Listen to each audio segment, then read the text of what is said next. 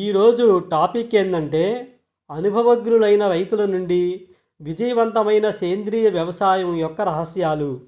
ఆరోగ్యకరమైన మరియు స్థిరమైన పంటలను పండించటంలో నైపుణ్యం సాధించిన అనుభవజ్ఞులైన రైతుల నుండి విజయవంతమైన సేంద్రియ వ్యవసాయం యొక్క రహస్యాలను ఈ వీడియోలో వెలికితీశాము. రైతులు ఈ రంగంలో విజయం సాధించటంలో సహాయపడిన సాంకేతికతలు, వ్యూహాలు మరియు ఉత్తమ పద్ధతులను వెలికితీశాము.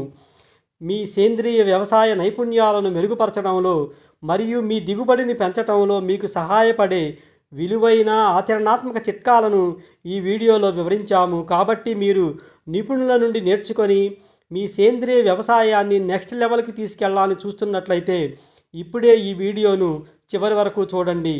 సేంద్రియ వ్యవసాయం అనేది కేవలము పురాతన సాంప్రదాయం మాత్రమే కాదు, స్థిరమైన సేంద్రియ వ్యవసాయ పద్ధతులకు అంకితమైన అనేక మంది రైతులకు ఇది ఒక జీవన విధానం.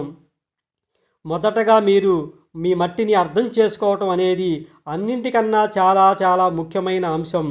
ఆరోగ్యకరమైన నేల సేంద్రియ వ్యవసాయానికి పునాది లాంటిది. కంపోస్టు మరియు సహజ ఎరువులు ఉపయోగించడం ద్వారా మీరు భూమిని సుసంపన్నం చేయండి, జీవ వైవిధ్యాన్ని ప్రోత్సహించండి, పంట దిగుబడిని మెరుగుపరచండి. వివిధ పంటలను ప్రత్యామ్నాయంగా మార్చడం వలన నేల క్షీణతను నివారించవచ్చు, తద్వారా తెగుళ్లను తగ్గించవచ్చు. నేల ఆరోగ్యాన్ని మెరుగుపరిచే మరియు మీ పంటను రక్షించే సరళమైన ఇంకా ప్రభావవంతమైన వ్యూహం వివిధ పంటలను ప్రత్యామ్నాయంగా మార్చడమే. మరొక రహస్య వ్యూహం కొన్ని మొక్కలను కలిసి పెరిగేటట్లు చేయటం వలన అవి వృద్ధి చెంది తెగుళ్లను నిరోధిస్తాయి. మొక్కలు ఒకదానికొకటి ఆరోగ్యానికి తోడ్పడతాయి.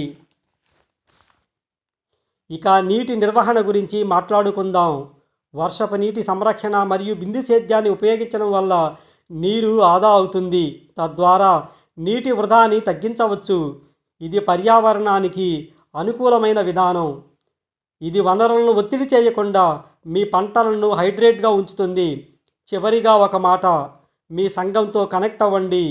తోటి రైతులతో జ్ఞానం మరియు వనరులను పంచుకోవడం వినూత్న పరిష్కారాలు గొప్ప విజయానికి దారితీస్తాయి. మీరందరూ కలిసి సవాళ్లను అధిగమించండి మరియు విజయాలను ఇక సెలబ్రేట్ చేసుకోండి. వీక్షించినందుకు ధన్యవాదాలు. అనుభవజ్ఞులైన రైతుల నుండి విజయవంతమైన సేంద్రియ వ్యవసాయం యొక్క రహస్యాలు అనే ఈ టాపిక్ మీకు సహాయకరంగా ఉంది అనిపిస్తే లైక్ చేయండి. సేంద్రియ వ్యవసాయంపై ఇలాంటి మరిన్ని ప్రయోజనకరమైన టాపిక్స్ కోసం మా ఛానల్ని సబ్స్క్రైబ్ చేయండి.